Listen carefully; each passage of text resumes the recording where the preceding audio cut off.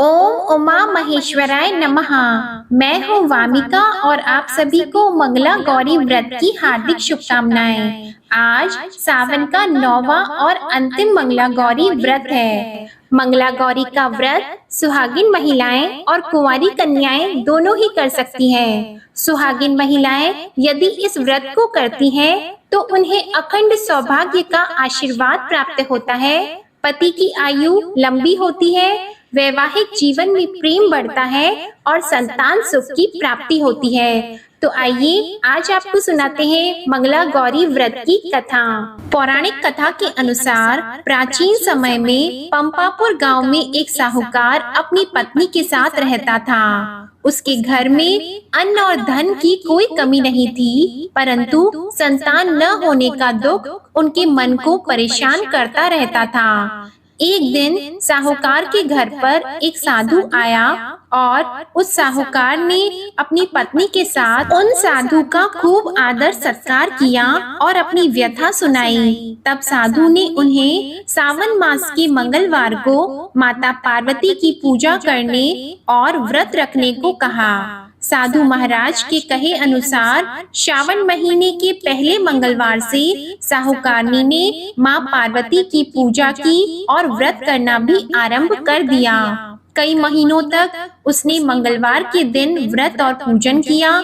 उसके भक्ति भाव से मां पार्वती बहुत प्रसन्न हुई और एक दिन साहूकार को सपना आया कि जिस आम के वृक्ष के नीचे गणेश जी बैठे हों, उस आम के वृक्ष का फल तोड़कर अपनी पत्नी को खिला देना, तुम्हें अवश्य ही पुत्र रत्न की प्राप्ति होगी। सुबह के समय आँख खुलने के साथ ही साहूकार आम के वृक्ष को ढूंढने के लिए निकल पड़ा।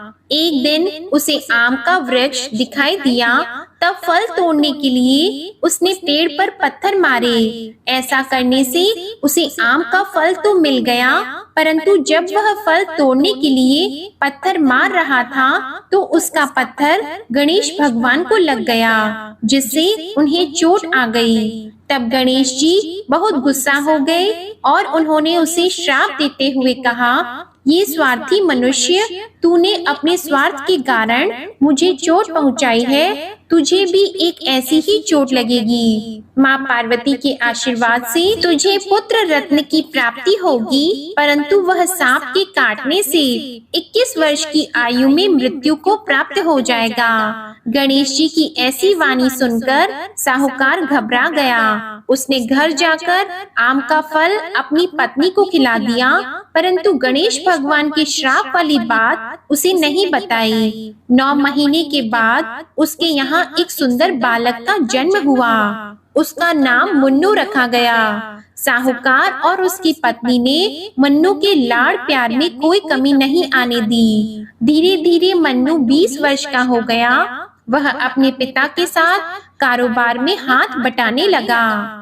एक दिन व्यापार करके लौटते समय दोनों पिता और पुत्र भोजन करने के लिए एक गांव के पास तालाब के किनारे पेड़ की छांव में बैठ गए और भोजन करने लगे। उसी समय गांव की 2 लड़कियां उस तालाब पर कपड़े धोने आई। वे लड़कियां बहुत ही हंसमुख, फुर्तीली और सभ्य घर की प्रतीत हो रही थी। कपड़े धोते समय वे आपस में बातें करने लगी। उनमें से कमला ने कहा, हे मंगला, तुझे याद है मैं सावन की मंगलवार को मंगला गौरी का व्रत करती हूँ। अब तो अगले मंगलवार को मैं व्रत का उद्यापन करूंगी। इस व्रत को करने से मुझे सुयोग्य पति मिलेगा और मैं सुख चैन से रहूंगी। फिर उसने कहा, मंगला, तू भी अगले साल से सावन मास के पहले मंगलवार से व्रत करना शुरू कर देना, तो तुझे भी मन पसंद पति मिलेगा। इस व्रत को करने से पति की आयु बढ़ती है।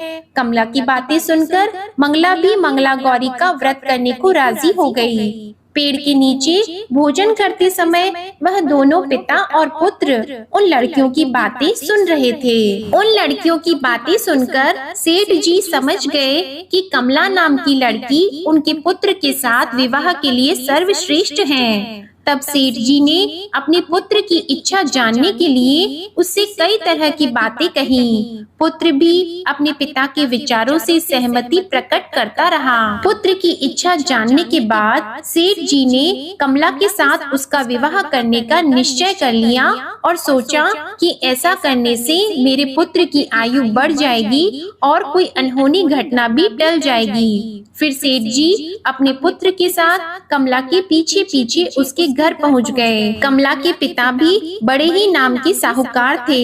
सेठ जी ने कमला के पिता से अपने पुत्र के विवाह के लिए बात की। दोनों परिवार कमला और मन्नू का विवाह करने के लिए सहमत हो गए। शुभ मुहूर्त में बड़े ही धूमधाम से मन्नू और कमला का विवाह संपन्न हुआ।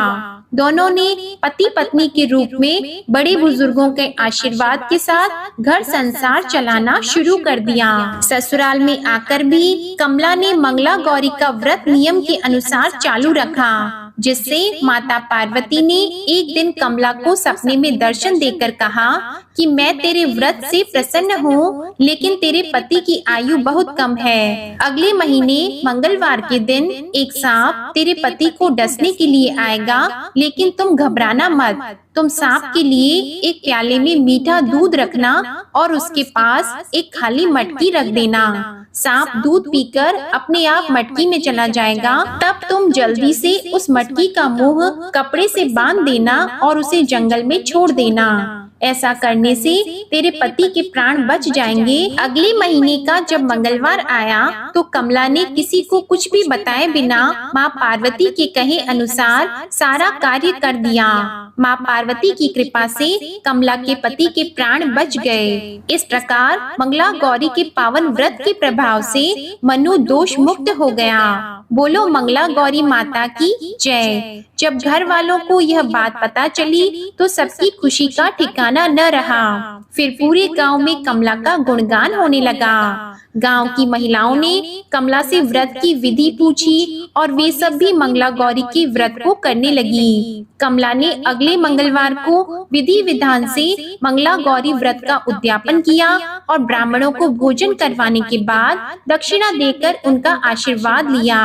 इस प्रकार मंगला गौरी व्रत की कथा पूर्ण होती है। अब आप जाने कि मंगला गौरी व्रत की विधि। मंगला गौरी व्रत शुरू करने के लिए सावन के पहले मंगलवार के दिन सूर्योदय से पूर्व उठकर स्नान आदि से निवृत्त होकर स्वच्छ वस्त्र धारण करें। फिर एक चौकी पर लाल रंग का कपड़ा बिछाकर माँ गौरी की तस्वीर या मूर्ति रखें। उसके बाद मंगला गौरी व्रत का संकल्प लें और आटे से बनी हुई दिए को जलाकर षोडश उपचार से माँ गौरी का विधिवत पूजन करें। इस दिन एक ही बार अन्न ग्रहण करना चाहिए और पूरा दिन माँ पार्वती की पूजा करें। पूजा में माँ पार्वती को 16 श्रृंगार का सामान अवश्य अर्पित करें और पूजा करने के बाद माता पार्वती की आरती उतारें। इस प्रकार मंगला गौरी व्रत की कथा और पूजा विधि पूर्ण होती है। जो भी भक्त सच्चे मन से मंगला गौरी का व्रत रखता है और इस कथा को पढ़ता है अथवा सुनता है, उनकी सभी मनोकामनाएं माँ गौरी पूर्ण करती हैं